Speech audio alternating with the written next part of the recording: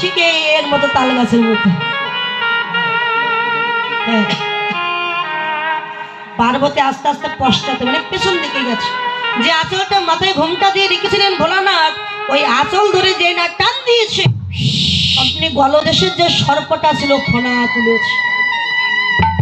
এ কি স্বামী, তুমি তুমি কেন গোপী বেশ ধারণ করেছো?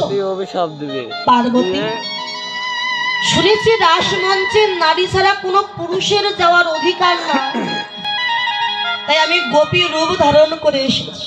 পরে পার্বতী ভুল করে তুমি গোপী হতে পারোনি বলে গোপী সেজেছো, সাজলে তো হবে না। তোমার দেহে কামের গন্ধ আছে, পুরুষ অভিমান আছে, এই কামকে পরিত্যাগ করো আগে, তবেই তুমি গোবিন্দের লীলা দর্শন করতে পারবে, এর আগে কোনোদিন পারবে না।